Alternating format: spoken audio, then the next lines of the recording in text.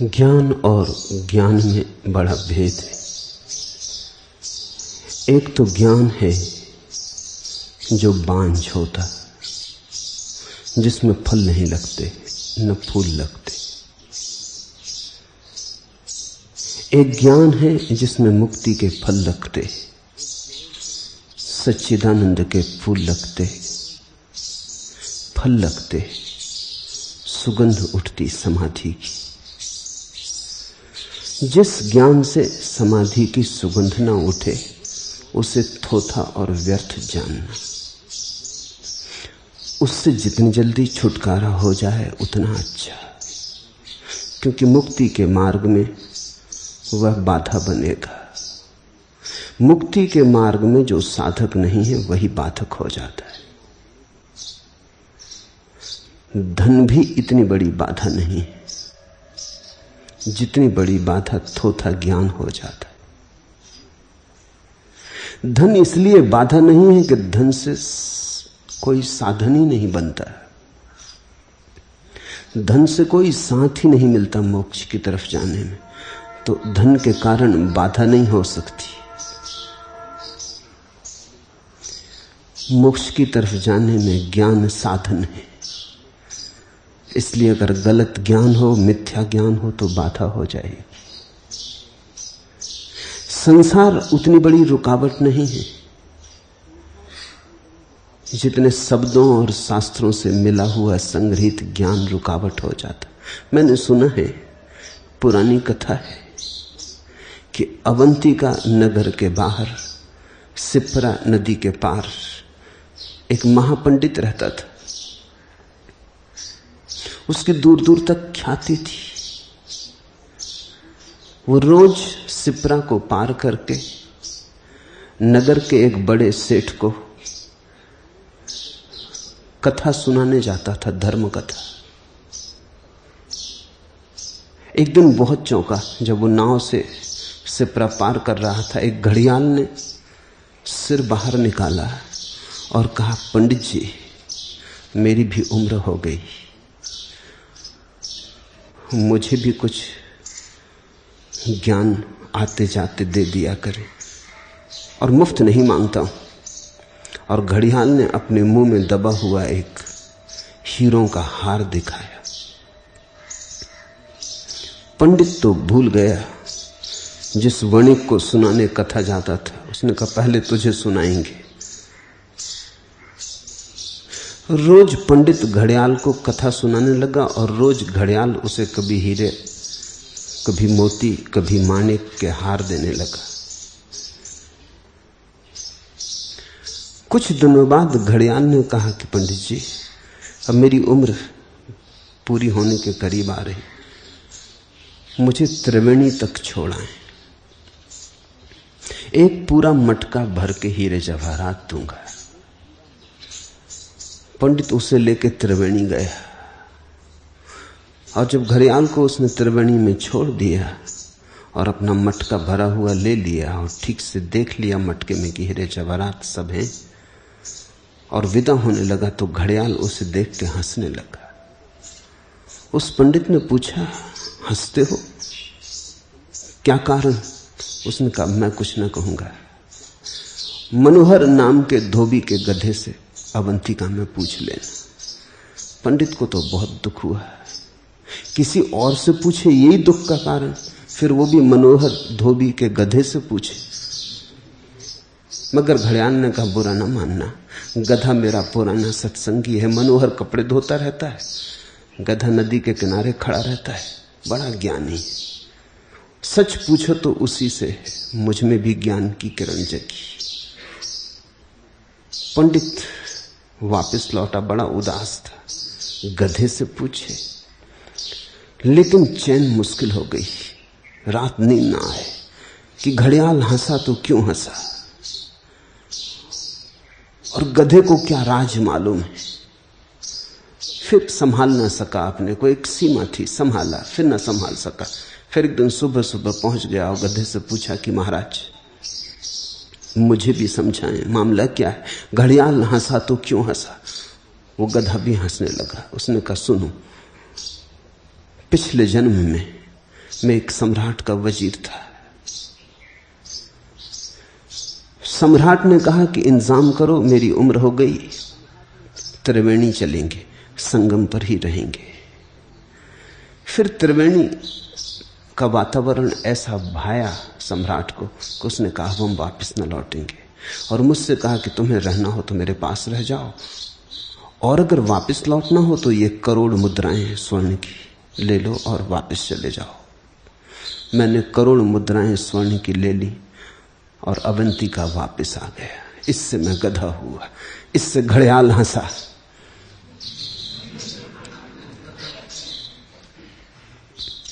कहानी प्रीति कर रहे। बहुत हैं जिनका ज्ञान उन्हीं को मुक्त नहीं कर पाता। बहुत हैं जिनके ज्ञान से उनके जीवन में कोई सुगंध नहीं आती। जानते हुए भी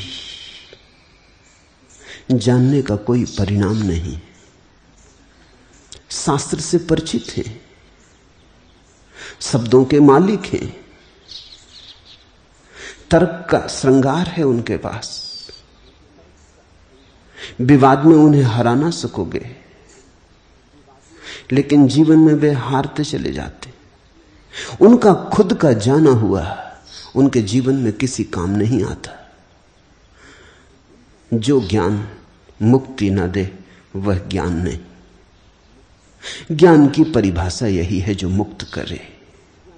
जीसस ने कहा है सत्य तुम्हें मुक्त करेगा, और अगर मुक्त ना करे तो जानना कि सत्य नहीं है। सिद्धांत एक बात है, सत्य दूसरी बात। सिद्धांत उधार है, सस्ते में ले लिया है, चोर बाजार से खरीद लिया है, मुफ्त पा गए हो, कहीं राह पे पड़ा मिल गया है, अर्जित नहीं किया है। सत्य अर्जित करना होता है।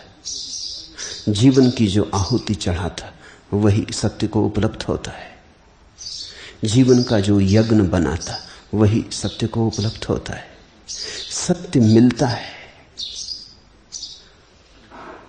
स्वयं के श्रम से, सत्य मिलता है स्वयं के बोध से। दूसरा सत्य नहीं दे सकता। इस एक बात को जितने भी गहरे तुम संभाल के रख लो उतना हितकर है। सत्य तुम्हें पाना होगा। कोई जगत में तुम्हें सत्य दे नहीं सकता, और जब तक तुम ये भरोसा किए बैठे हो कि कोई दे देगा तब तक तुम भटकोगे। तब तक सावधान रहना कहीं मनोहर धोबी के गधे न हो जाओ। तब तक तुम त्रिवेणी पर आके चूक जाओगे, संगम पे पहुंच जाओगे और समाधि ना बनेगी। बार बार घर के करीब आ जाओगे और फिर भटक जाओगे। मैंने सुना है राबिया अल अदाविया एक सूफी फकीर औरत गुजरती थी एक रास्ते से। उसने फकीर हसन को एक मस्जिद के सामने हाथ जोड़े खड़े देखा, और वो जोर से फकीर हसन कह रहा था, हे प्रभु द्वार खोलो, कब से पुकारता हूं, कृपा करो, मुझ दीन पर अनुकंपा करो, द्वार खोलो। हसन की आंखों से आंसू बह रहे हैं। राबिया वहां से निकलती थी, वो खड़ी हो गई, हंसने लगी और उसने कहा, भाई मेरे आंख तो खोलो, जरा देखो भी द्वार बंद कहां है, द्वार खुला ही है, जरा देखो तो। हसन ने शास्त्रों में पढ़ा होगा जीसस का वचन, पूछो और मिलेगा, खटखटाओ और खुलेगा। शास्त्र से पढ़ा था, चीखो पुकारो, आर्त तुम्हारी पुकार हो तो परमात्मा का द्वार खुलेगा। ये राबिया शास्त्र से पढ़ी हुई नहीं, इसने देखा कि द्वार परमात्मा का कभी बंद ही नहीं। वो कहने लगी, भाई मेरे आंख तो खोलो, नाहक शोरगुल मचा रहे हो, द्वार बंद कब था? द्वार खुला ही है, अपनी आंख चाहिए। और यहां हम सब उधार आंखों से जी रहे हैं। साधारण जीवन में भी उधार आंख से नहीं जिया जा सकता, लेकिन हम उस अनंत की यात्रा पर उधार आंखें लेके चल पड़े। एक आदमी था, बूढ़ा हो गया, उसकी आंखें चली गई। चिकित्सकों ने कहा आंखें ठीक हो सकती हैं, ऑपरेशन करवाना होगा, 3 महीने विश्राम करना होगा। उस बूढ़े ने कहा सार क्या, 80 साल का तो हो गया, फिर आंखों की मेरे घर में कमी क्या? 8 मेरे लड़के हैं, 16 उनकी आंखें, 8 उनकी बहुएं हैं, 16 उनकी आंखें, मेरी पत्नी भी अभी जिंदा है, 2 उसकी आंखें, ऐसी 34 आंखें मेरे घर में, 2 आंखें न हुई, क्या फर्क पड़ता है? दलील तो जस्ती है। लड़कों की आंखें, बहुओं की आंखें, पत्नी की आंखें, 34 आंखें घर में, न हुई 36, 34 हुई, क्या फर्क पड़ता है? 2 आंख के कम होने से क्या बिगड़ता है? इतने तो सहारे हैं। नहीं, वो राजी ना हुआ ऑपरेशन को, और कहते हैं उसी रात उस घर में आग लग गई, 34 आंखें बाहर निकल गई। बूढ़ा, अंधा बूढ़ा टटोलता, आग में झुलसता, चीखता चिल्लाता रह गया। लड़के भाग गए, पत्नी भाग गई, बहुएं भाग गई। जब घर में आग लगी हो तो याद किसे रह जाती? किसी और की याद आती। बाहर जाके वो सब सोचने लगे अब क्या करें, बूढ़े पिता को कैसे बचाएं। लेकिन जब आग लगी तो आंखें अपने पैरों को लेकर बाहर भाग गई। दूसरे की याद कहां ऐसे संकट के क्षण में? समय कहां, सुविधा कहां कि दूसरे की याद कर लें? दूसरा तो सुविधा में, समय हो तो हम सोच पाते, जब अपने प्राणों पर बनी हो तो कौन किसकी सोच पाता है।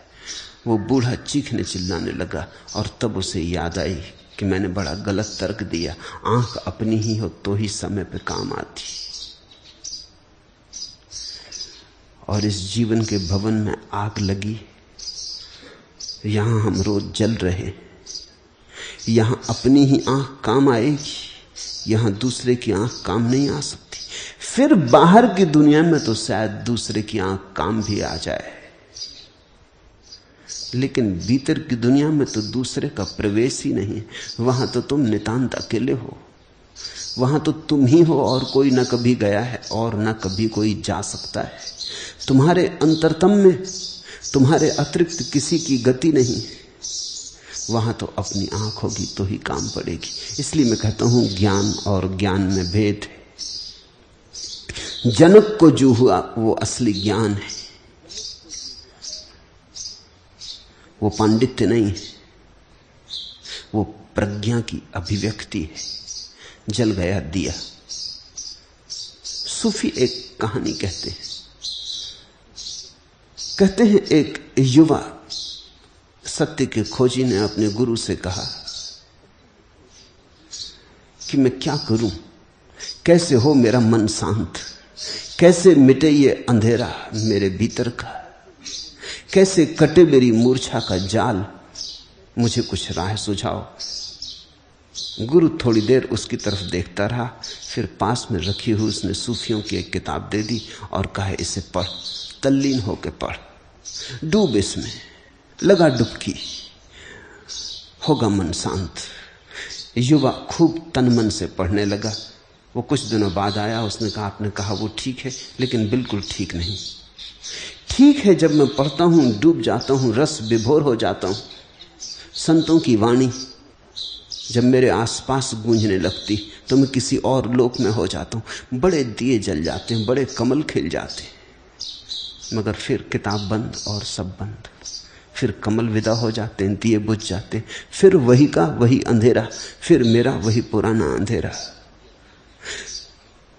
बार बार ऐसा होता है, बार बार, फिर सब खो जाता है। संपदा बनती मालूम नहीं होती, सिर्फ सपना मालूम होती। गुरु हंसने लगा, उसने कहा सुन, 2 यात्री तीर्थ यात्रा को गए। एक के पास लालटेन थी, दूसरे के पास लालटेन नहीं थी। दोनों साथ साथ चलते। जिसके हाथ में लालटेन थी उसका प्रकाश दूसरे के भी काम आता। राह दोनों पर, दोनों के लिए प्रकाशित हो जाती। लेकिन फिर ऐसी घड़ी आई जब लालटेन वाले यात्री को अपना मार्ग चुनना पड़ा।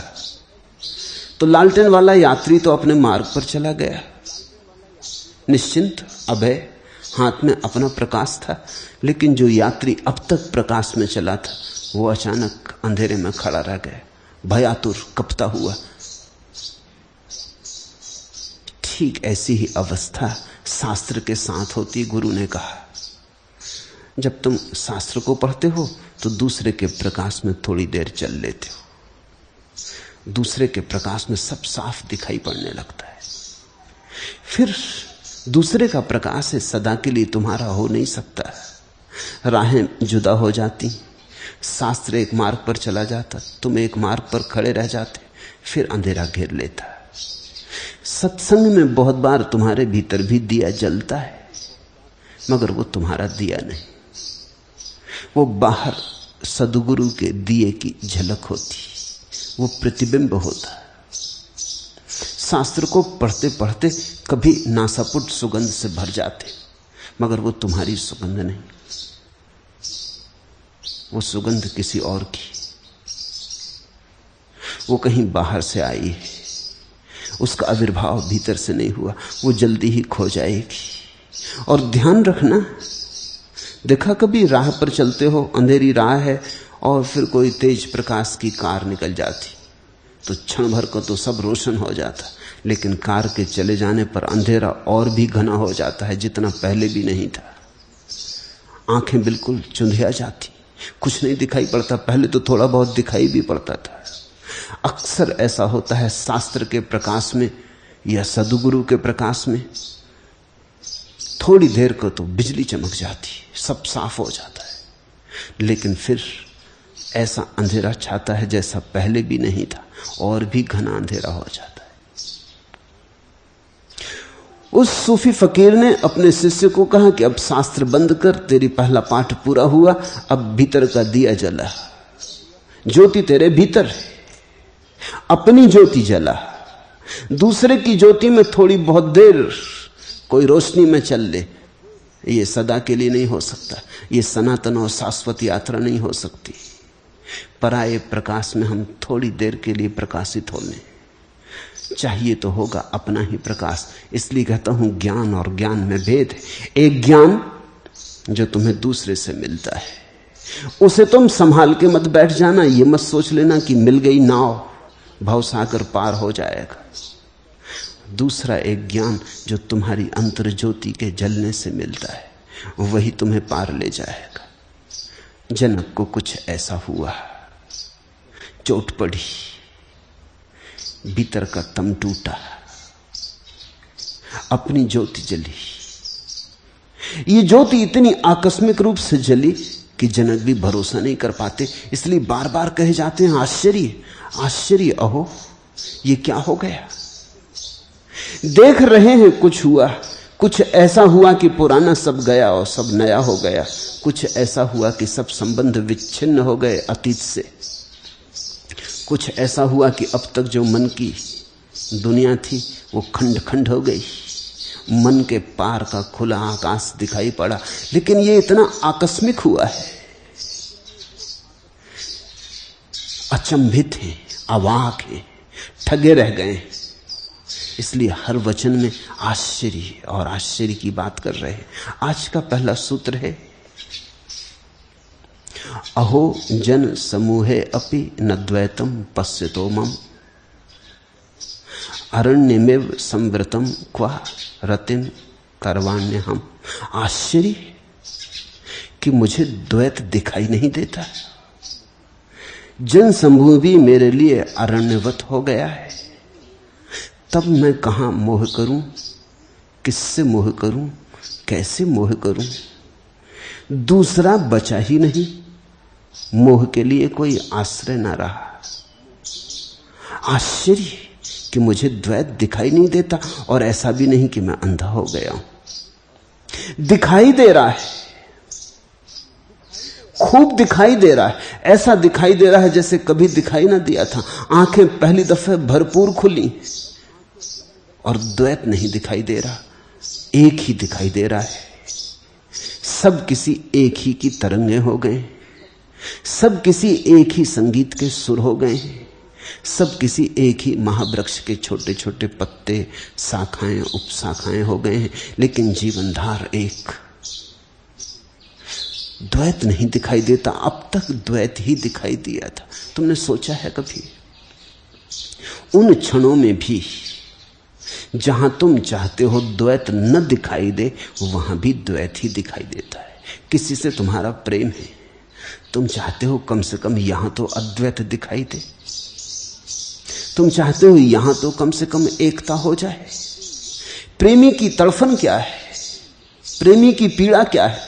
प्रेमी की पीड़ा यही है कि जिससे वो एक होना चाहता है उससे भी दूरी बनी रहती। कितने ही पास आओ, गले से गले मिलाओ, दूरी बनी रहती। निकट आके भी निकटता कहां होती, आत्मीय होके भी आत्मीयता कहां होती। प्रेमी की पीड़ा यही है, चाहता है कि कम से कम एक से तो अद्वैत हो जाए। अद्वैत की आकांक्षा हमारे प्राणों में पड़ी है, वो हमारी गहनतम आकांक्षा है। जिसको तुम प्रेम की आकांक्षा कहते हो, अगर गौर से समझोगे तो वो अद्वैत की आकांक्षा है। वो आकांक्षा है कि चलो न हो सके सबसे एक, कम से कम एक से तो एक हो जाएं। कोई तो हो ऐसी जगह जहां दुई ना हो, दूजा ना हो, दूसरा ना हो, जहां बीच में कोई खाली जगह न रह जाए, जहां सेतु बन जाए, जहां मिलन घटित हो। प्रेम की आकांक्षा अद्वैत की आकांक्षा है। ठीक ठीक तुमने व्याख्या न की होगी, तुमने ठीक ठीक प्रेम की आकांक्षा का विश्लेषण न किया होगा। अगर तुम उसका विश्लेषण करो तो तुम पाओगे समस्त धर्म प्रेम की ही आकांक्षा से पैदा होता है। लेकिन प्रेमी भी एक नहीं हो पाते, क्योंकि एक होने के लिए प्रेम काफी नहीं, एक होने के लिए आकांक्षा काफी नहीं, एक होने के लिए एक को देखने की क्षमता चाहिए। देखने की क्षमता तो हमारी दो की है। देखते तो हम सदा दो को हैं, देखते तो हम भिन्नता को हैं। भिन्नता हमारे लिए तत्क्षण दिखाई पड़ती, अभिन्नता हमें दिखाई नहीं पड़ती। अभिन्नता को देखने की हमारी क्षमता ही खो गई है। सीमा दिखाई पड़ती है, असीम दिखाई नहीं पड़ता। लहरें दिखाई पड़ती हैं, सागर दिखाई नहीं पड़ता। तुम दूसरों से कैसे भिन्न हो यह दिखाई पड़ता, तुम दूसरों से कैसे अभिन्न हो यह दिखाई नहीं पड़ता। अद्वैत तो तभी फल सकता है जब दो के बीच जो शाश्वत सेतु है ही वो दिखाई पड़े। आश्चर्यजनक कहने लगे, मुझे दिखाई देता है लेकिन द्वैत दिखाई नहीं देता। ये क्या मामला है, ये क्या हो गया मुझे, ये भरोसा नहीं आ रहा। ये घटना इतनी आकस्मिक हुई है, ये संबोधि ऐसी क्षण के अंश में घट गई है। धीरे धीरे घटती तो आश्चर्य की कोई बात न थी। बुद्ध ने ऐसा नहीं कहा है कि आश्चर्य, महावीर ने ऐसा नहीं कहा है कि आश्चर्य। जो घटा है वो धीरे धीरे घटा है, वो क्रमिक रूप से घटा है। जो घटा है वो एकदम छप्पर टूट के नहीं घटा। तुम एक एक पैसा जोड़ो, करोड़ों रुपए जोड़ लो तो भी आश्चर्य ना होगा। लेकिन राह के किनारे करोड़ों रुपए अचानक पड़े मिल जाएं तो तुम भरोसा ना कर पाओगे। तुम बार बार अपनी आंखों को साफ करके देखोगे कि मुझे और करोड़ रुपए मिल गए। ये मामला सच है कि कोई सपना तो नहीं देख रहा हूं। क्योंकि तुम्हारे जीवन भर का अनुभव तो यह है कि जो भी तुम छूते हो मिट्टी हो जाता, सोना छूते हो मिट्टी हो जाता। ये मामला क्या है? ये तुम्हारे साथ ऐसा अघट घट रहा है कि आज मिट्टी सोना होके पड़ी। तुम्हें अपने पे भरोसा ना आएगा। तुम ये मान ना सकोगे एकदम से। तो जब संबोधि की घटना क्रमशः घटती है, किरण किरण सूरज उतरता है, एक किरण उतरी, दूसरी किरण उतरी, तीसरी किरण उतरी, इसके पहले की दूसरी किरण उतरे, तुम एक किरण को अपने में आत्मसात कर लेते हो, तुम दूसरे के लिए तैयार हो जाते हो। ये जनक के लिए कुछ ऐसा हुआ जैसे आधी रात अंधेरे में सूरज अचानक निकला है। सारे जन्मों जन्मों का अनुभव एकदम गलत हो जाए। सूरज सदा सुबह ही निकलता रहा था, यह अचानक आधी रात निकल आया। या कुछ ऐसा हो जाए कि 1000 सूरज एक साथ निकल आए तो भरोसा ना आए। पहली बात तो यही ख्याल में आए कि कहीं मैं पागल या विक्षिप्त तो नहीं हो गया। इसलिए जब कभी ऐसी अनूठी घटना घटती है तो गुरु की मौजूदगी अत्यंत आवश्यक है, अन्यथा व्यक्ति पागल हो जाए। जनक पागल हो सकते थे अगर अष्टावक्र की मौजूदगी ना होती। अष्टावक्र की मौजूदगी भरोसा देगी, आश्वासन देगी। अष्टावक्र चुपचाप सुन रहे हैं, देखते हो जनक कहे जाते हैं, अष्टावक्र चुपचाप सुन रहे हैं, एक शब्द नहीं बोले। वो चाहते हैं बह जाए ये आश्चर्य, एक बार इसे कह लेने दो जो हुआ है, इसके भीतर जो घटा है इसको फूट के बह जाने दो। तुमने देखा कोई आदमी को दुख घटता है, वो अगर दुख कह ले तो मन हल्का हो जाता है। तुम्हें अभी दूसरी घटना का पता नहीं कि जब सुख घटता है तो भी न कहो तो हल्का नहीं हो पाता आदमी। सुख घटा नहीं इसलिए उस घटना का तुम्हें अनुभव नहीं है। ये जो सारे जगत के बड़े शास्त्र जन्मे, ये इसलिए जन्मे कि जब आनंद घटा तो जिसको घटा वो बिना कहे न रह सका, उसे कहना ही पड़ा। कह के वो हल्का हुआ, चार को सुना के बोझ टला। दुख का ही बोझ नहीं होता, सुख की भी बड़ी घनी पीड़ा होती, मधुर। आनंद की भी बड़ी घनी पीड़ा होती, जैसे तीर चुभ जाए। गुनगुनाना होगा, गाना होगा, नाचना होगा। पद घुंघरू बांध मीरा नाची, वो नाचना ही पड़ा। वो जो घटा है भीतर वो इतना बड़ा है कि वो तुम्हें अगर डमाडोल ना करे तो घटा ही नहीं, वो अगर तुम्हें नचा ना दे तो घटा ही नहीं, वो तुम्हें कपाना दे तो घटा ही नहीं। जैसे बड़े तूफान में वृक्ष की छोटी सी पत्ती नाचती हो, कांपती हो, ऐसा जनक कब गए होंगे। आश्चर्य कि मुझे द्वैत दिखाई नहीं देता, ये मेरी आंखों को क्या हुआ। सदा द्वैत ही देखा था, अनेक देखा था, आज सब एक हो गया है। एक व्यक्ति दूसरे व्यक्ति में मिला हुआ मालूम पड़ता है, सबकी सीमाएं एक दूसरे में लीन हुई मालूम होती हैं, सब एक दूसरे में प्रविष्ट हुए मालूम होते हैं। ये हुआ क्या? तुम यहां बैठे हो, अगर अचानक तुम्हें जनक जैसी घटना घटे तो तुम क्या देखोगे? तुम ये नहीं देखोगे यहां इतने लोग बैठे, तुम देखोगे ये मामला क्या है, ये इतने लोग अचानक खो गए। रूप तो बैठे हैं लेकिन एक की आत्मा दूसरे में बह रही, दूसरे की आत्मा तीसरे में बह रही, सब एक दूसरे में बहे जा रहे हैं। ये हुआ क्या है? ये लोग फूट क्यों गए? इनके घड़े टूट क्यों गए?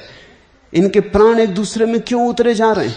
ऐसा ही हो रहा है, तुम्हें दिखाई नहीं पड़ता। इसलिए एक बात है, ऐसा ही हो रहा है। तुम्हारी श्वास दूसरे में जा रही, दूसरे की श्वास तुम में आ रही, तुम्हारी ऊर्जा दूसरे में जा रही, दूसरे की ऊर्जा तुम में आ रही। अब तो इसके वैज्ञानिक प्रमाण हैं कि हम एक दूसरे में बहते रहते।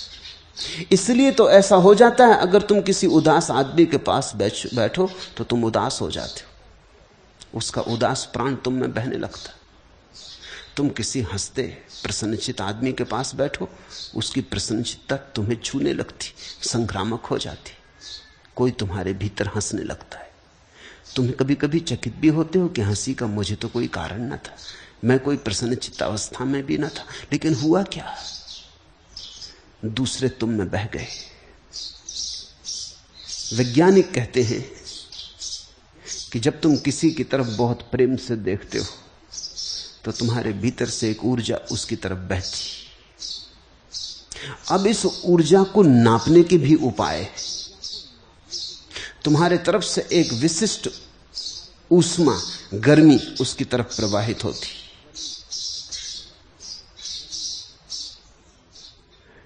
ठीक वैसे ही जैसे विद्युत के प्रवाह होते, ठीक वैसी ही विद्युत धारा तुम्हारे तरफ से उसकी तरफ बहने लगती। इसलिए अगर तुम्हें कोई प्रेम से देखे तो अपनी प्रेम की आंख को छिपा नहीं सकता, तुम पहचान ही लोगे। तुम्हें जब कोई घृणा से देखता है तब भी छिपा नहीं सकता, क्योंकि घृणा के क्षण में भी एक विध्वंसात्मक ऊर्जा छुरी की तरह तुम्हारी तरफ आती, चुभ जाती। प्रेम तुम्हें खिला जाता, घृणा तुम्हें मार जाती। घृणा में एक जहर है, प्रेम में एक अमृत है। रूस में एक महिला है, उस पर बड़े वैज्ञानिक प्रयोग हुए। वो सिर्फ किसी वस्तु पे ध्यान करके उसे चला देती। टेबल के ऊपर वो 10 फीट की दूरी पे खड़ी और एक बर्तन रखा है। वो 5 मिनट तक उस पर ध्यान करती रहेगी, उसकी आंखें उस पर एकजुट जम जाएंगी और बर्तन कपने लगेगा।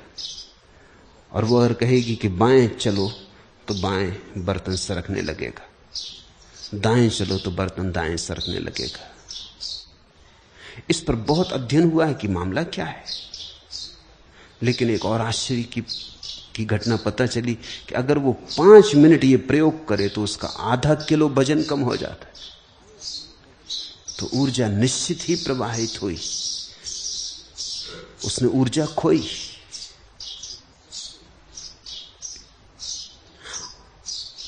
पांच मिनट के प्रयोग में उसने काफी जोर से ऊर्जा को फेंका। उसी ऊर्जा के धक्के में बर्तन हटने लगा, सरकने लगा, बंध गया। हम एक दूसरे में बह रहे हैं, जाने हम न जाने हम। तुमने ये भी देखा होगा कि कुछ व्यक्ति ऐसे होते हैं जिनके पास तुम्हें बहाव मालूम होगा। जैसे तुम किसी नदी की धारा में पड़ गए जो बह रही, उनके साथ तुम रहोगे तो ताजगी मालूम होगी, उनके साथ तुम रहोगे तो एक प्रवाह, गति मालूम होगी। फिर कुछ ऐसे लोग हैं जो डबरों की तरह, उनके पास तुम रहोगे तो ऐसा लगेगा कि तुम भी कुंद हुए, बंद हुए, कहीं बहाव नहीं मालूम होता, सड़ान सी मालूम होती, सब रुका रुका, द्वार दरवाजे बंद, नई हवा नहीं, नई रोशनी नहीं। तुमने जाना होगा, देखा होगा। तुम जिनको आमतौर से साधु संत कहते हो वो ऐसे ही डबरे हैं, उनके पास तुम जाके बैठो थोड़ी बहुत देर, ठीक, 24 घंटे किसी संत के पास रहना बड़ा मुश्किल है। वो तुम्हारी जान लेने लगेगा। उसके पास तुम हंस ना सकोगे जोर से, तुम मजाक ना कर सकोगे, तुम गीत ना गुनगुना सकोगे। वो खुद भी बंद है, वो तुम्हें भी बंद करेगा। वो खुद अकड़ा बैठा है, वो तुम्हें भी अकड़ाएगा। उसने सब द्वार दरवाजे अपने बंद कर लिए, वो कब्र बन गया है, वो तुमको भी कब्र बना देगा। इसलिए तो लोग साधु संतों के दर्शन करके एकदम भागते, नमस्कार महाराज और भागे, पैर छुए और भागे। ठीक ही करते, किसी आंतरिक अनुभूति के बल ऐसा करते। पूजा कर लेते हैं, सत्संग नहीं करते। सत्संग खतरनाक हो सकता है। जिन व्यक्तियों के पास प्रवाह मालूम होता है, जिनके पास तुम्हारे जीवन में भी स्फुरना होती, तुम्हारे भीतर भी कुछ कपने लगता, डोलने लगता, गति होने लगती, उसका केवल इतना ही अर्थ है कि वे लोग तुम्हारे भीतर अपने प्राणों को डालते, वे तुम्हें कुछ देने को तत्पर है, कंजूस नहीं है, कृपण नहीं है। और जो तुम्हारे भीतर कुछ डालता है वो तुम्हें भी तत्पर करता है कि तुम भी दो। तुम्हारे भीतर भी प्रतिध्वनि उठती, संवेदन उठता है। और आदमी जितना बहे उतना ही शुद्ध रहता है। ऐसे हम चेष्टा कर करके अपने को रोके हुए कि बह ना जाएं। जब जनक को पहली दफा दिखाई पड़ा होगा कि अरे ये सब चेष्टा व्यर्थ है, कितना ही ऊपर ऊपर से रोकते रहो, लेकिन भीतर तो हम सब जुड़े हैं। हम समुद्र में उठे छोटे छोटे द्वीप नहीं, हम महाद्वीप हैं, हम सब जुड़े हैं। और द्वीप भी जो दिखाई पड़ता है सागर में उठा छोटा सा, वो भी नीचे गहराइयों में तो पृथ्वी से जुड़ा है, महाद्वीप से जुड़ा है। जुड़े हम सब हैं। इस जोड़ का दर्शन जनक को हुआ तो वो कहने लगे, अहो जन समूह है अपि न द्वैतम पश्यतो मम। इतना जन समूह देख रहा हूं लेकिन द्वैत नहीं दिखाई पड़ता। ऐसा लगता है कि इन सब के भीतर एक ही कोई जी रहा, एक ही श्वास ले रहा, एक ही प्राण प्रवाहित है। और ये सारा संसार मेरे लिए अरण्यवत हो गया, जैसे कि कोई आदमी जंगल में भटक जाए। कभी तुम जंगल में भटक गए हो? जैसे कभी कोई आदमी जंगल में भटक जाए तो वहां घर थोड़ी बनाता है। भटका हुआ आदमी तो राह खोजता है कि कैसे बाहर निकल जाऊं। कितने ही सुंदर दृश्य हों आसपास, उनको थोड़ी देखता है। भटका हुआ आदमी तो बस खोज करता है कि कैसे इस अरण्य के बाहर निकल जाऊं। न वहां घर बनाता, न वहां सुंदर फूलों को देखता, न वहां सुंदर वृक्षों से मोह लगाता। जनक कहते हैं कि मेरे लिए यह संसार अरण्यवत हो गया है। इस नए बोध में इस संसार का सारा काम मुझे एकदम जंगल जैसा हो गया है। जैसे मैं भटका था इसमें अब तक, अब बाहर निकलना चाहता हूं और मैं अब चकित हो रहा हूं तब कहां मैं मोह करूं। इस भटके हुई अवस्था में, इस जंगल में, इस अरण्य में कहां मैं मोह करूं, किससे मोह करूं।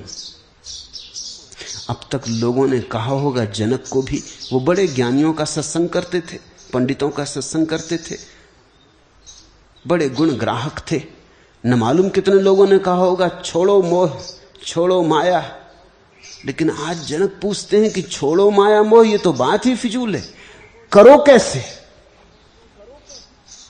करना चाहूं तो भी करने का उपाय नहीं दिखाई पड़ता, क्योंकि दूसरा कोई है ही नहीं जिससे मोह करो, मैं ही बचाऊं।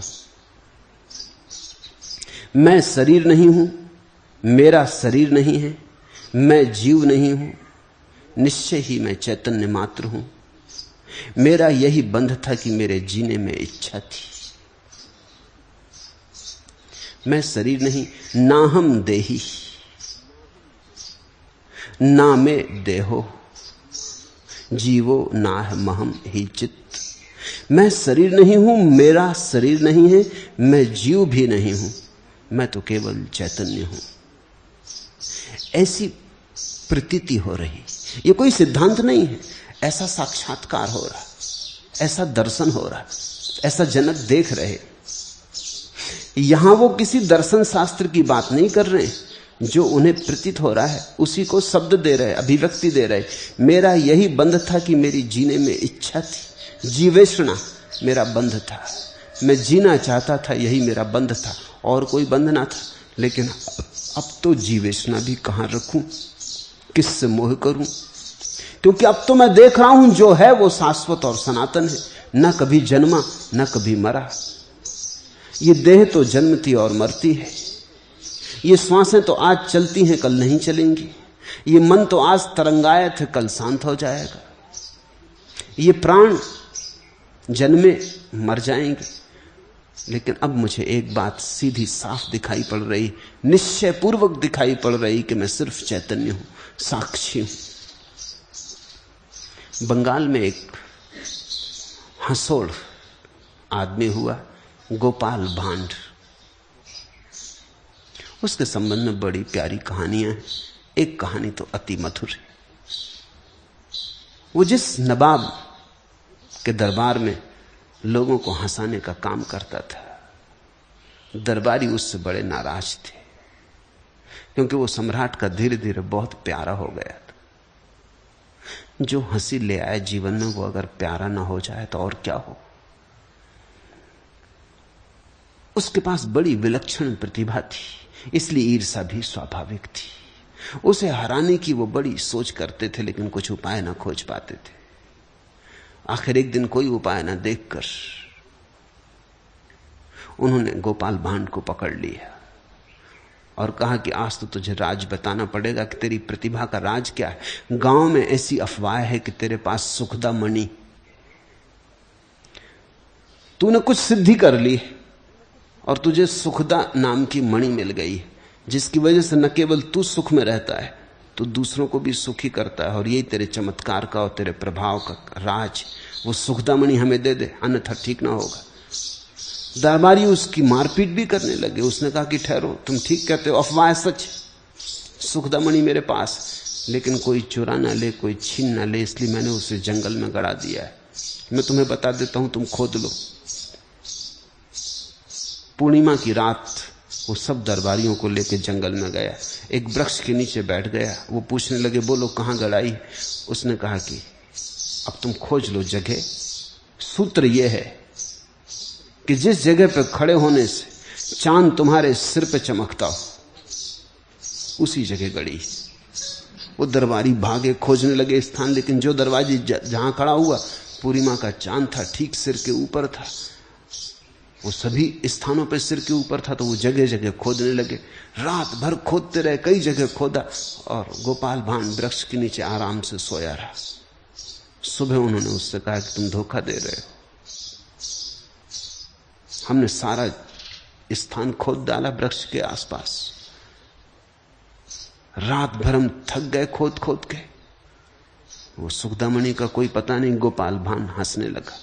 उसने कहा, मैंने कहा था कि जहां सिर पर चांद चमकता वहीं सुखदामणि गड़ी। वो तुम्हारी खोपड़ी में गड़ी, कोई जमीन में थोड़ी गड़ी। वो तुम्हारे सिर में, वो तुम्हारे चैतन्य में, वो तुम्हारे साक्षी में।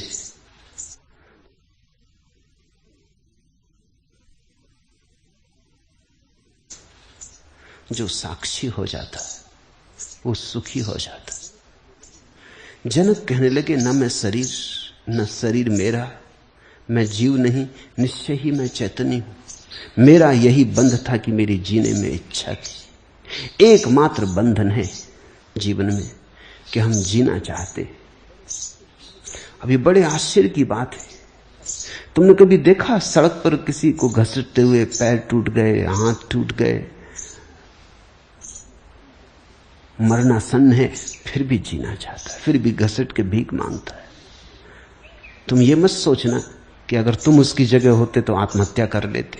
आसान नहीं। जीने का मोह बड़ा गहरा है। जीने का मोह ऐसा गहरा है कि आदमी किसी भी स्थिति में जीना चाहता है, किसी भी स्थिति के लिए राजी हो जाता है। कुछ लोग आत्महत्या करते हैं, इसलिए तुम्हें लगता होगा उनके संबंध में क्या। जो लोग आत्महत्या करते हैं वे लोग भी जीने की आकांक्षा से ही आत्महत्या करते हैं। मरने के लिए कोई आत्महत्या नहीं करता। लोगों के जीने की शर्तें हैं। कोई कहता है मेरे पास करोड़ रुपए होंगे तो ही मैं जीऊंगा। दिवाला निकल गया, करोड़ रुपए हाथ से खिसक गए, वो कहता अब जीने में क्या सार। उसके जीने की एक बड़ी शर्त थी जो टूट गई। उसने जीने के लिए एक खास ढंग चुना था जो अब संभव नहीं रहा। वो कहता हम मर जाएंगे। वो मरता जीने की ही किसी विशेष शर्त के लिए। किसी ने कहा मैं किसी स्त्री के साथ रहूंगा तो ही रहूंगा, नहीं तो मर जाऊंगा। किसी स्त्री ने कहा किसी पुरुष को पालूंगी तो रहूंगी, नहीं तो मर जाऊंगी। ये कोई मरने की बातें नहीं है, ये सब जीने के ही आग्रह हैं। जीना जैसा चाहा था वैसा ना हो सका तो लोग मरने तक को तैयार हैं। जीने के लिए लोग मरने तक को तैयार हैं। अगर आत्महत्या कभी घटती है तो वो तो किसी बुद्ध, किसी जनक, किसी अष्टावक्र, किसी महावीर की घटती। वो ठीक आत्महत्या करते, क्योंकि उसके बाद फिर कोई जन्म नहीं है। वो जीने के लिए मरने की तो बात दूसरी, वो जीने के लिए जीने भी नहीं चाहते। वो जीवेशना को ही समझ लेते हैं कि जीवेशना एक धोखा है। इसे समझें। जब दिखाई पड़ता है समाधि की आंखों से, ध्यान की आंखों से, तो दिखाई पड़ता है जीवन तो है ही, ये तो कभी नहीं हो ही नहीं सकता। ये तो बड़े पागलपन की बात है कि जो तुम हो ही उसकी आकांक्षा कर रहे हो। ये तो ऐसा ही है कि तुम्हारे पास धन है और तुम धन मांग रहे हो। ये तो ऐसा ही है कि जो तुम्हारे पास है ही उसके लिए तुम भिक्षा मांगते वन वन में भटकते फिर रहे हो। जिस दिन ये दिखाई पड़ता है, जिस दिन अपना वास्तविक जीवन दिखाई पड़ता है, उसी क्षण जीवेशना खो जाती। जब तक तुमने अपने जीवन को किसी गलत चीज से जोड़ा है, किसी ने शरीर से जोड़ा है, किसी ने कहा मैं शरीर हूं, तो अड़चन आएगी, क्योंकि शरीर तो कल मरेगा। शरीर के मरने के भय के कारण जीवेशना पैदा होगी। मैंने सुना है, एक पुरानी तिब्बती कथा है कि दो उल्लू एक वृक्ष पर आके बैठे। एक ने सांप अपने मुंह में पकड़ रखा था, भोजन था उनका, सुबह के नाश्ते की तैयारी थी। दूसरा एक चूहा पकड़ लाया था। दोनों जैसे ही बैठे वृक्ष पर पास पास आके, एक के मुंह में सांप, एक के मुंह में चूहा। सांप ने चूहे को देखा तो वो ये भूल ही गया कि वो उल्लू के मुंह में है और मौत के करीब है। चूहे को देख के उसके मुंह में रसधार बहने लगी। वो भूल ही गया कि मौत के मुंह में।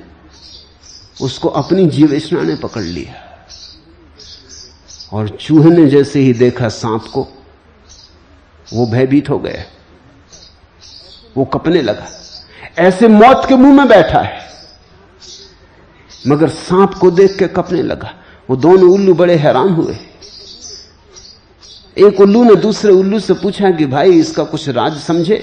दूसरे ने कहा बिल्कुल समझ में आया।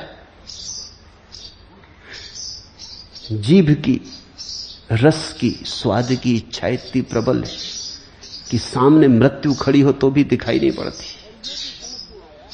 और यह भी समझ में आया कि भय मौत से भी बड़ा भय है, कि मौत सामने खड़ी है, उससे यह भयभीत नहीं है चूहा, लेकिन भय से भयभीत है कि कहीं सांप हमला न कर दे। मौत से हम भयभीत नहीं हैं, हम भय से ज्यादा भयभीत हैं। और लोभ, स्वाद का, इंद्रियों का, जीवेशना का इतना प्रगाढ़ है कि मौत 24 घंटे खड़ी है तो भी हमें दिखाई नहीं पड़ती। हम अंधे। शरीर से जिसने अपने को बांधा वो अड़चन में रहेगा, क्योंकि लाख झुटलाओ, लाख समझाओ, ये बात भुलाई नहीं जा सकती कि शरीर मरेगा। रोज तो कोई मरता है, कहां कहां आंखें चुराओ,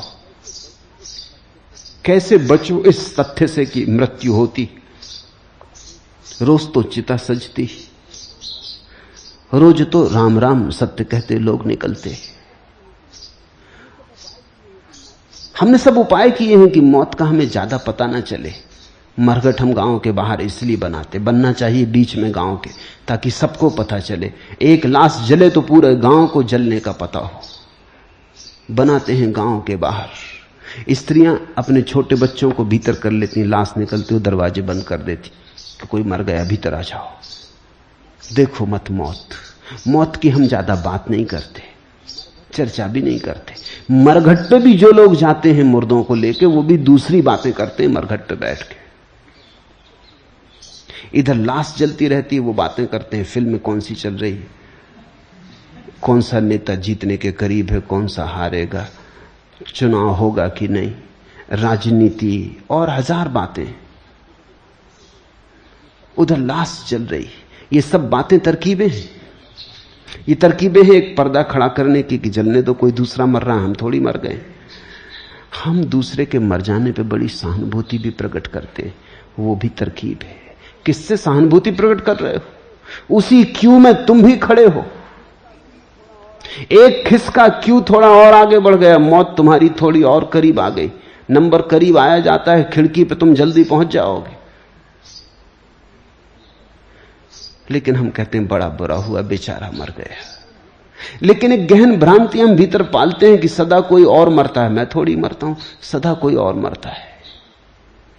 मगर फिर भी कितने ही उपाय करो, ये सत्य है कि शरीर के साथ तो सदा जीवन नहीं हो सकता। कितना ही लंबाओ, 100 वर्ष जियो, 200 वर्ष जियो, 300 वर्ष जियो, क्या फर्क पड़ता है? विज्ञान कभी न कभी ये व्यवस्था कर देगा कि आदमी और लंबा जीने लगे, मगर इससे भी क्या फर्क पड़ता। मौत को थोड़ा पीछे हटा दो लेकिन खड़ी तो रहेगी, थोड़े धक्के दे दो लेकिन हटेगी तो नहीं।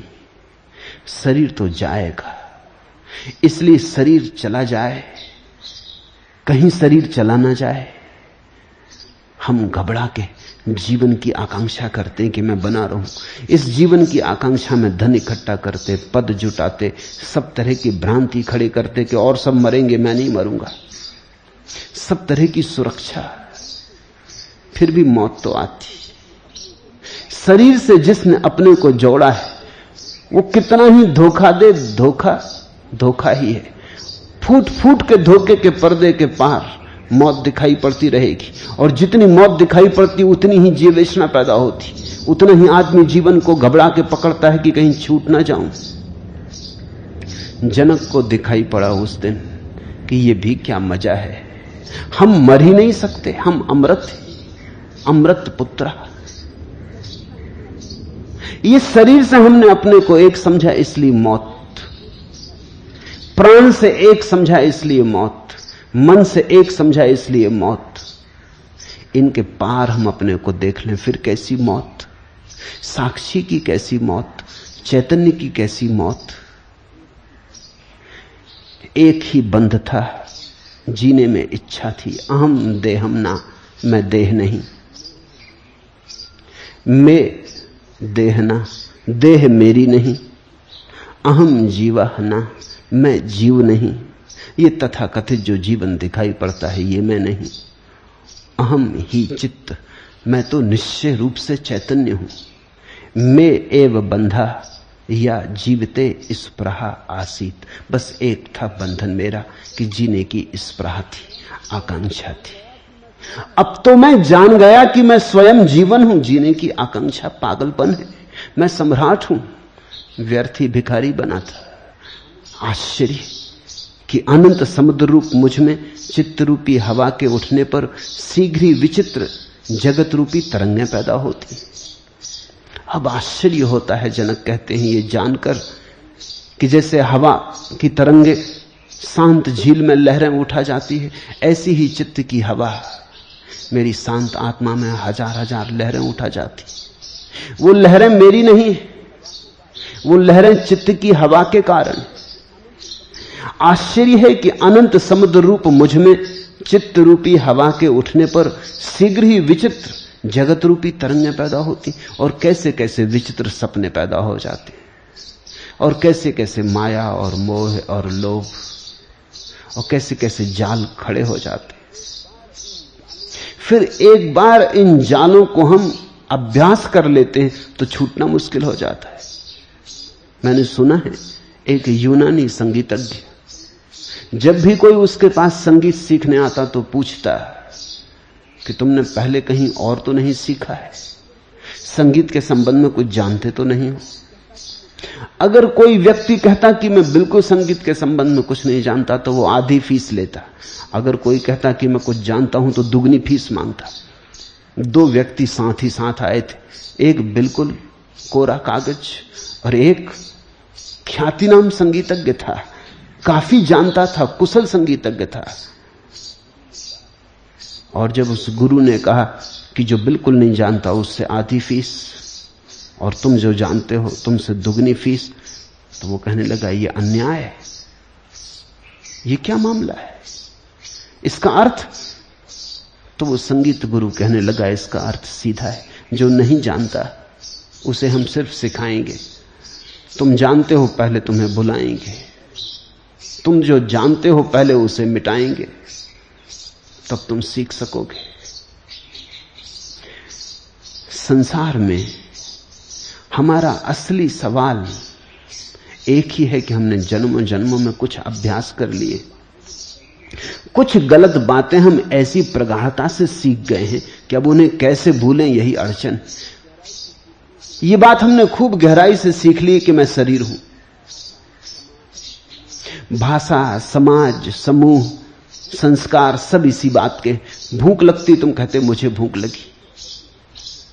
जरा सोचो अगर तुम इस वाक्य को ऐसा कहो कि शरीर को भूख लगी, ऐसा मैं देखता हूं, तुम फर्क समझते हो कितना भारी हो जाता।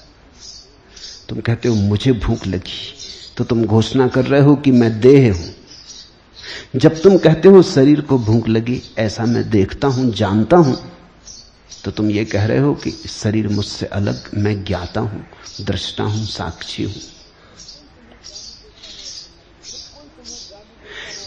जब कोई तुम्हें गाली देता है और तुम्हारे मन में तरंगें उठती हैं, तो तुम कहते हो मुझे क्रोध हो गया, तो तुम गलत बात कह रहे हो। तुम इतना ही कहो कि मन क्रोधित हो गया, ऐसा मैं देखता हूं। तुम मन ही नहीं हो, वो जो मन में क्रोध उठ रहा है उसको देखने वाले हो। अगर तुम मन ही होते तब तो तुम्हें पता ही नहीं चल सकता था कि मुझे क्रोध हो गया, क्योंकि तुम तो क्रोध ही हो गए होते, पता किसको चलता। अगर तुम शरीर ही होते तो तुम्हें कभी पता नहीं चलता कि भूख लगी है, क्योंकि तुम तो भूख ही हो गए होते, पता किसको चलता। पता चलने के लिए तो थोड़ा फासला चाहिए। शरीर को भूख लगती, तुमको पता चलता है। शरीर में भूख लगती, तुम में पता चलता है। तुम सिर्फ बोध मात्र हो। अगर हमारी भाषा ज्यादा वैज्ञानिक और धार्मिक हो, अगर हमारे संस्कार चैतन्य की तरफ हो, शरीर की तरफ नहीं, तो बड़ी अड़चनें कम हो जाएं।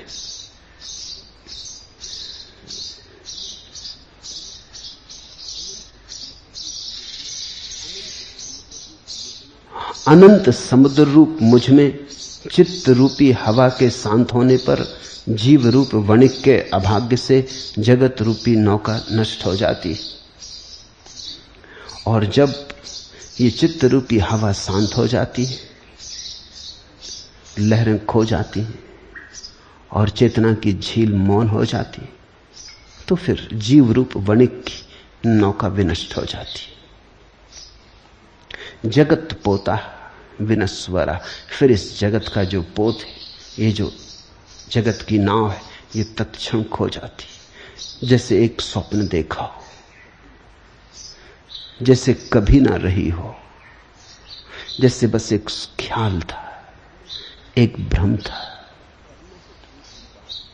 तो करना है एक ही बात कि ये जो चित्त की हवा है, ये शांत हो जाए। इस संबंध में अष्टावक्र और जनक की दृष्टि बड़ी क्रांतिकारी है, जैसा मैं बार बार कह रहा हूं। योग कहेगा कि कैसे इस चित्त की हवा को शांत करो, वो प्रक्रिया बताएगा। चित्त वृत्ति निरोधा, वो कहेगा योग है चित्त वृत्ति का निरोध।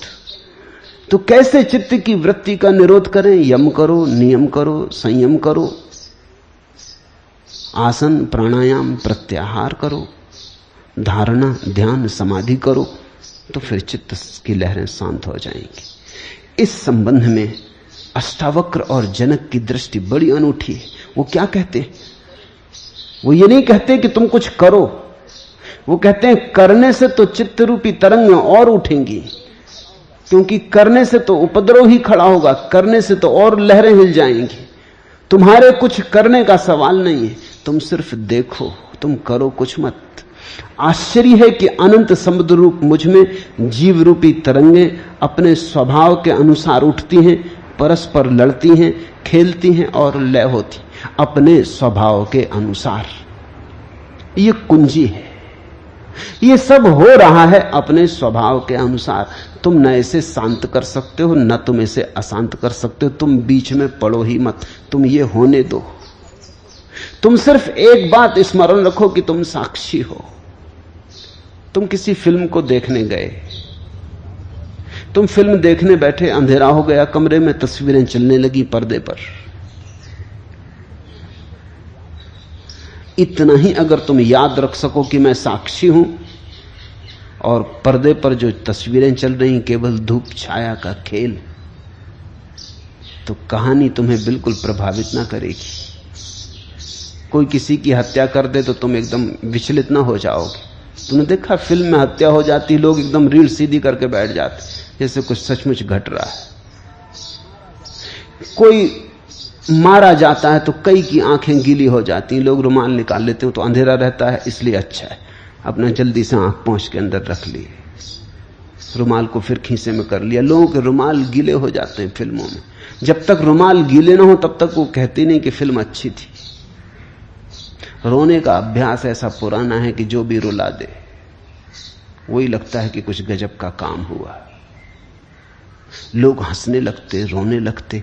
तुमने देखा कि छाया चल रही है, वहां कुछ भी नहीं, पर्दे पे कुछ भी नहीं है, लेकिन छाया तुम्हें जकड़ लेती, तुम उसके साथ डोलने लगते। तुम में क्रोध पैदा हो सकता है, प्रेम पैदा हो सकता है, वासना जग सकती, उत्तेजना हो सकती, सब कुछ घट सकता है, और पर्दे पे कुछ भी नहीं। तुम भूल ही जाते हो। तुम्हारी उस भूल को ही सुधारना है, कुछ और करना नहीं। तुम्हें दौड़ के पर्दा नहीं फाड़ डालना है कि बंद करो, कि तुम्हें पीछे जाके प्रोजेक्टर नहीं तोड़ देना है कि बंद करो। ये क्या मजाक कर रखी कि सिर्फ धूप छाया का खेल और लोगों को परेशान कर रहे हो। इतने लोग रो रहे हैं नाहक, अरे जिंदगी काफी है रोने के लिए, बंद करो। ये तो तुम नहीं करते, इसकी कोई जरूरत भी नहीं, क्योंकि जो रोना चाहते हैं उनके लिए पर्दे को रहने दो। जिनकी अभी रोने में उत्सुकता है, पैसे चुका के जो रोने आए, उनके खेल में बाधा मत डालो। जो खेलना चाहता है खेले। तुम सिर्फ इतना समझो कि तुम साक्षी हो, और ये सब जो हो रहा है ऊपर ऊपर है। आश्चर्यम मई अनंत महम मोधो जीव वीचिया उद्धंती घ्रंती चा खेलंती चा स्वभावता प्रविशंति। खेलने दो इन लहरों को, उठने दो इन लहरों को, नाचने दो इन लहरों को। जैसे स्वभाव से ये उठी हैं ऐसे ही स्वभाव से शांत हो जाएंगी। तुम साक्षी भाव से किनारे पर बैठ रहो। कोई योग नहीं।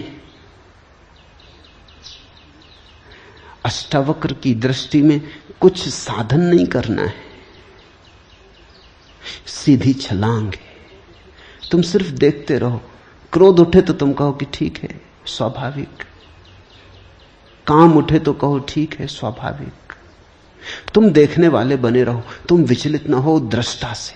तुम्हारा साक्षी ना कपे बस, और सब कपता रहे, सारा संसार तूफान में पड़ा रहे, तुम तूफान के मध्य साक्षी में ठहरे रहो।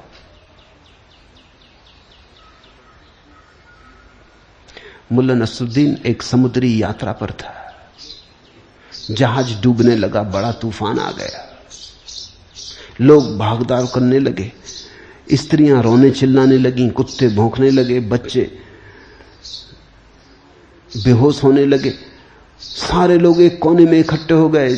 मालिक चिल्ला रहा है, संभालने की कोशिश कर रहा है, कैप्टन चिल्ला रहा है, मल्लाह इंतजाम कर रहे हैं। एकदम अराजकता फैल गई। सिर्फ एक मुल्ला है कि जगह जगह खड़े होकर शांति से लोगों को देख रहा है। आखिर एक आदमी से न रहा गया, उसने कहा कि मुल्ला नसरुद्दीन, आदमी हो कि पत्थर? ये तुम कोई खेल समझे हो? ये नाव डूब रही, ये जहाज डूब रहा है, ये हम सब मरने जा रहे हैं। मुल्ला ने कहा, अपने को क्या लेने देना, कोई अपने बाप का जहाज।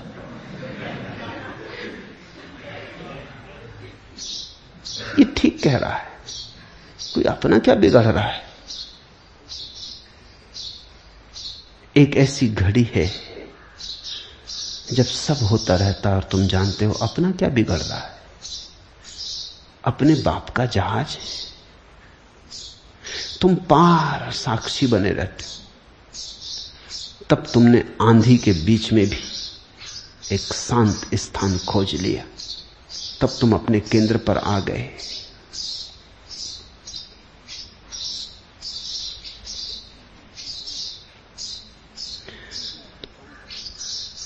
दृष्टि का रूपांतरण साधन नहीं।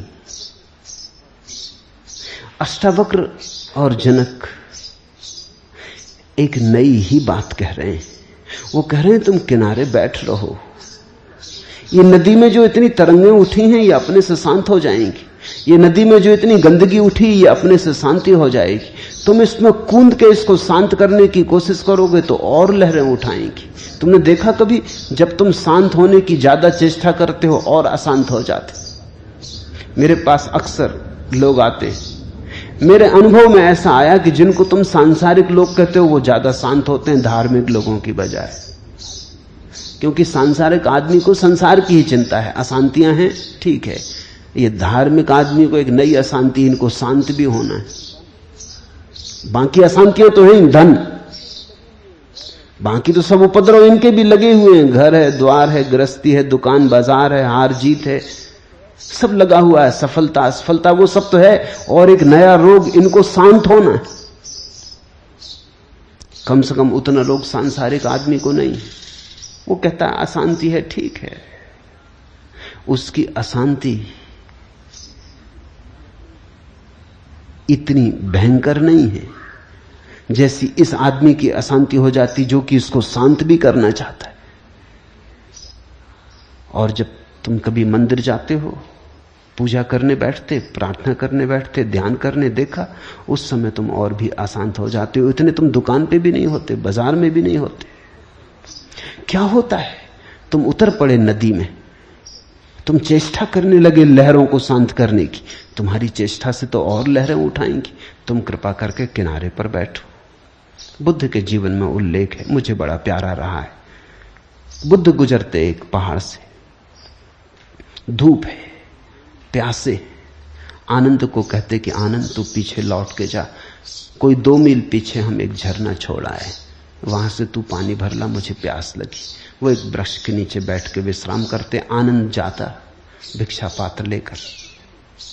लेकिन जब वो पहुंचता है उस झरने पर, तो ठीक उसके सामने ही कुछ बैलगाड़ियां उस झरने में से निकल गईं। तो सारा पानी कूड़ा करकट से भर गया, जमी कीचड़ उठाई ऊपर, सूखे पत्ते ऊपर तैरने लगे, सड़े पत्ते ऊपर तैरने लगे। वो पानी पीने योग्य न रहा। वो वापस लौट आया। उसने बुद्ध को कहा वो पानी पीने योग्य नहीं, आगे चल के कोई 4-6 मील दूर नई हम अभी पहुंचेंगे, नदी है, वहां से मैं पानी ले आता हूं, आप विश्राम करें या चलते हो तो मेरे साथ चले चलें। लेकिन वो पानी पीने योग्य नहीं रहा। बुद्ध ने जिद की, उन्होंने कहा तू वापस जा, वही पानी ले आ। जब बुद्ध ने कहा तो आनंद इंकार भी न कर सका, फिर गया, झिझकते हुए गया कि वो पानी बिल्कुल बेकार है। लेकिन वहां जाकर देखा कि तब तक तो पानी स्वच्छ हो गया।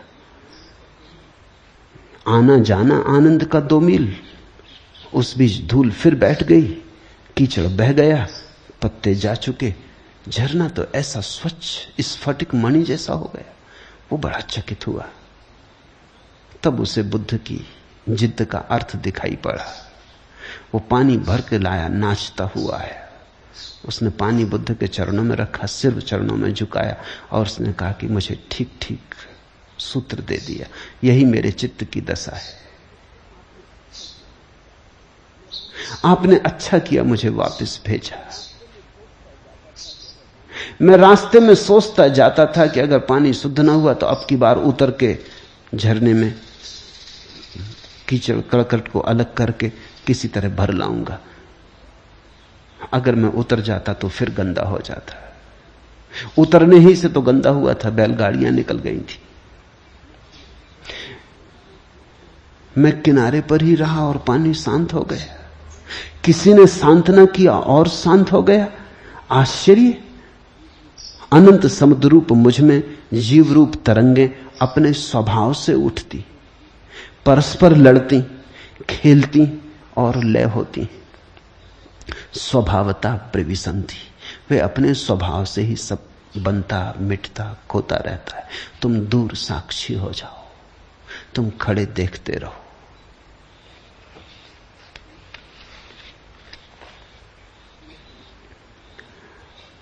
सुना है मैंने, एक गांव में एक पौराणिक कथा कह रहा था। उसने गांव के लोगों को समझाया कि पाप से डरो, पाप से बचो, पाप से लड़ो, जैसा कि सभी तथाकथित धार्मिक लोग कहते हैं।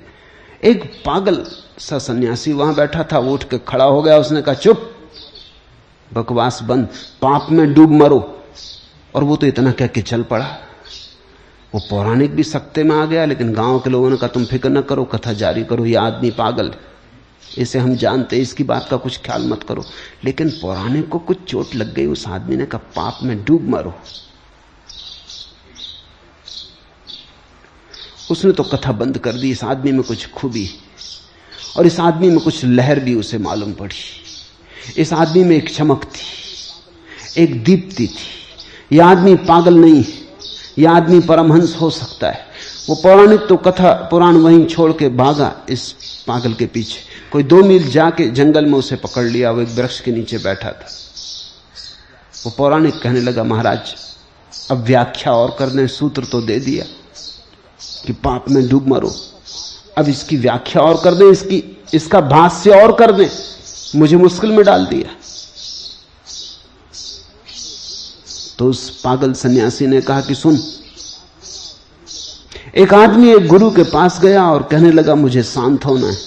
तो गुरु ने उसे एक मंत्र दे दिया और कहा कि 3 दिन में तू शांत हो जाएगा। मंत्र का रोज 5 बार पाठ कर लेना, लेकिन ध्यान रखना जब पाठ करे बंदर का स्मरण ना आए। 3 दिन में ठीक होने को कहा था, 3 साल गुजर गए। वो आदमी मरा जा रहा है, लड़ा जा रहा है, मगर कुछ उपाय नहीं। जब भी वो मंत्र पढ़ता है बंदरों का स्मरण आ जाता है। वो पागल सन्यासी बोला किस्सा खत्म, अब भाग जा यहां से।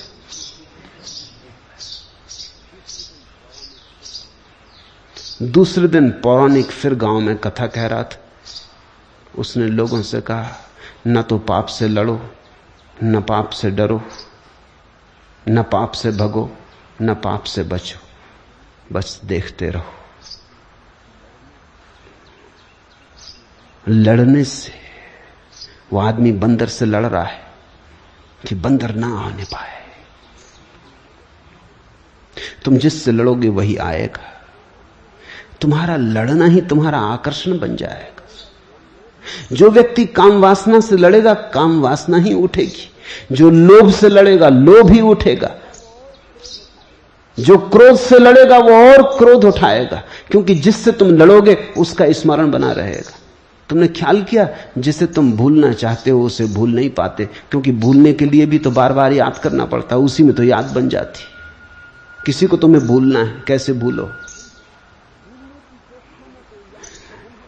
भूलने की चेष्टा में तो याद सघन होगी। भूलने से कभी कोई किसी को भूल पाया? लड़ने से कभी कोई जीता? इस जीवन का ये विरोधाभासी नियम ठीक से समझ लेना। जिससे तुम लड़े उसी से तुम हारोगे। लड़ना ही मत। संघर्ष सूत्र नहीं है विजय का, साक्षी। बैठ के देखते रहो। अब बंदर उछल कूद कर रहे हैं, करने दो। वो अपने स्वभाव से ही चले जाएंगे। तुमने अगर उत्सुकता न ली तो बार बार तुम्हारे द्वार ना आएंगे। तुमने अगर उत्सुकता ली पक्ष में या विपक्ष में तो दोस्ती बनी। अब वो जो आदमी मंत्र पढ़ रहा है और सोचता है बंदर ना आए, शायद इस मंत्र पढ़ने के पहले कभी उसके मन में बंदर ना आए होंगे। तुम्हारे मन में कभी आए? तुम कोशिश करना, कल मंत्र कोई भी चुन लेना, राम राम राम, और कोशिश करना बंदर ना आए। बंदर ही नहीं, हनुमान जी भी चले आएंगे उनके पीछे, और कई बंदरों को लेके पूरी फौज फांटा चला आएगा। और इसके पहले कभी ऐसा ना हुआ था। तुम्हारा विरोध तुम्हारे रस की घोषणा है। लड़ना मत, अन्यथा हारोगे।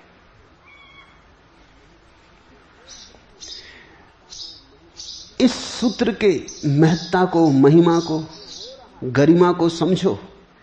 जो हो रहा है हो रहा है। न तुमसे पूछ के शुरू हुआ है, न तुमसे पूछ के बंद होने का कोई कारण। जो हो रहा है होता रहा है, होता रहेगा। तुम देखते रहो। बस इसमें ही क्रांति घट जाती। दुनिया में 2 तरह के लोग हैं। एक है भोगी। भोगी कहते हैं जो हो रहा है ये और जोर से हो। एक है योगी जो कहते हैं जो हो रहा है ये बिल्कुल ना हो। ये दोनों ही संघर्ष में।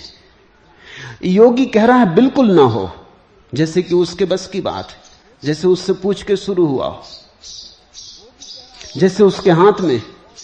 भोगी कह रहा है और जोर से हो, और ज्यादा हो, 100 साल जीता हूं, 200 साल जीऊं, एक स्त्री मिली, 1000 स्त्रियां मिले, करोड़ रुपया मेरे पास है, 20 करोड़ रुपया मेरे पास हो। भोगी कह रहा है और जोर से हो। वो भी सोच रहा है जैसे उससे पूछ के हो रहा है, उसकी अनुमति से हो रहा है, उसकी आकांक्षा से हो रहा है। दोनों की भ्रांति एक है, दोनों विपरीत खड़े हैं, एक दूसरे की तरफ पीठ किए खड़े हैं, लेकिन दोनों की भ्रांति एक है। भ्रांति यह कि दोनों सोचते हैं संसार उनकी अनुमति से चल रहा है, चाहे तो बढ़ा लें चाहे तो घटा दें। मुल्ला नसरुद्दीन 100 साल का हो गया तो दूर दूर से अखबार नवीस उसका इंटरव्यू लेने आए। 100 साल का हो गया आदमी, उससे पूछने आए कि तुम्हारे स्वास्थ्य का राज क्या है, तुम अब भी चलते हो फिरते हो, तुम प्रसन्नचित्त दिखाई पड़ते हो, तुम्हारे शरीर में कोई बीमारी नहीं, तुम्हारा राज क्या है? तो मुल्ला ने कहा मेरा राज, मैंने कभी शराब नहीं पी, धूम्रपान नहीं किया,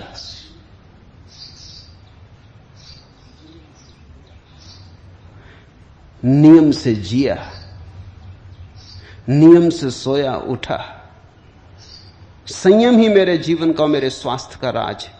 वो इतना कह ही रहा था कि बगल के कमरे में जोर से कुछ अलमारी गिरी, तो वो सब चौंक गए। पत्रकारों ने पूछा ये क्या मामला है? तो उसने कहा ये मेरे पिताजी, वो मालूम होता है फिर शराब पी के आ गए। कोई आदमी 100 साल जिंदा रह जाता, वो सोचता मैंने शराब नहीं पी इसलिए जिंदा हूं 100 साल। उनके पिताजी पी के अभी आए, उन्होंने अलमारी गिरा दी। अगर कोई जैन ज्यादा जी जाता, वो सोचता शाकाहार की वजह से ज्यादा जी गए। कोई मांसाहारी ज्यादा जी जाता, वो सोचता मांसाहार की वजह से जी गए। धूम्रपान करने वाले भी ज्यादा जी जाते हैं, धूम्रपान ना करने वाले भी ज्यादा जी जाते हैं। साग सब्जी खा के भी लोग ज्यादा जी जाते हैं, जिन्होंने साग सब्जी कभी छुई ही नहीं वो भी जी जाते हैं। और जो आदमी जिस ढंग से जी जाता है वो सोचता है ये मैंने अपने जीवन का नियंत्रण किया, ये मेरे संयम से हुआ। तुम्हारे किए कुछ भी नहीं हो रहा है, तुम करता नहीं हो। तुम्हारे किए कुछ भी न हुआ है, न हो रहा है, न होगा। कभी कभी संयोग से, कभी कभी बिल्ली के भाग्य से छींका टूट जाता है, वो संयोग ही है। कभी कभी ऐसा होता है तुम जो चाहते हो वो हो जाता है, वो होने ही वाला था, तुम ना चाहते तो भी हो जाता है। एक गांव में एक बूढ़ी औरत रहती थी, वो नाराज हो गई गांव के लोगों से। उसने कहा तो भटकोगे तुम अंधेरे में सदा। उन्होंने पूछा मतलब? उसने कहा मैं अपने मुर्गे को लेकर दूसरे गांव जाती, न रहेगा मुर्गा, न देगा बांग, न निकलेगा सूरज, मरोगे अंधेरे में। देखा नहीं कि जब मेरा मुर्गा बांग देता है तो सूरज निकलता है। वो बूढ़ी अपने मुर्गे को लेकर दूसरे गांव चली गई क्रोध में, और बड़ी प्रसन्न है क्योंकि अब दूसरे गांव में सूरज निकलता है, वहां मुर्गा बांग देता है। वो बड़ी प्रसन्न है कि पहले गांव के लोग मरते होंगे अंधेरे में, सूरज वहां भी निकलता है। मुर्गों के बांग देने से सूरज नहीं निकलता, सूरज के निकलने से मुर्गे बांग देते। तुम्हारे कारण संसार नहीं चलता, तुम मालिक नहीं हो, तुम कर्ता नहीं हो। ये सब अहंकार, भ्रांतियां हैं। भोगी का भी अहंकार है और योगी का भी अहंकार है। इन दोनों के जो पार है उसने ही अध्यात्म का रस चखा, जो न योगी है न भोगी। आश्चर्य है कि अनंत समुद्र रूप मुझ में जीव रूपी तरंगे अपने स्वभाव के अनुसार उठती हैं, परस्पर लड़ती हैं, खेलती हैं और लय भी होती हैं, और मैं सिर्फ देख रहा, और मैं सिर्फ देख रहा, और मैं सिर्फ देख रहा।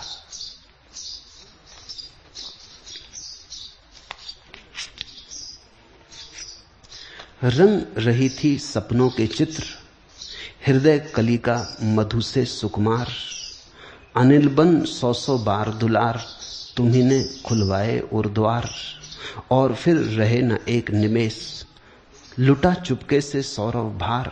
रह गई पथ में बिछकर दीन, दृगों की अश्रु भरी मनुहार, मूक प्राणों की विकल पुकार। विश्व वीणा में कब से मूक पड़ा था मेरा जीवन तार, न मुखरित कर पाई झकझोर, थक गई सौ सौ मलय बयार। तुम्ही रचते अभिनव संगीत, कभी मेरे गायक इस पार, तुम्ही ने कर निर्मम आघात, छेड़ दी यह बेसुर झंकार, और उलझा डाले सप्तार। सब हो रहा स्वभाव से ऐसा कहो, या सब कर रहा प्रभु ऐसा कहो। भक्त की भाषा है कि परमात्मा कर रहा, ज्ञानी की भाषा है कि स्वभाव से हो रहा। तुम्हें जो भाषा प्रीतिकर हो चुन लेना, वो भाषा का ही भेद है। एक बात सत्य है कि तुम करता नहीं हो, या तो स्वभाव या परमात्मा। तुम करता नहीं हो, तुम सिर्फ दृष्टा हो, तुम सिर्फ देखने वाले हो।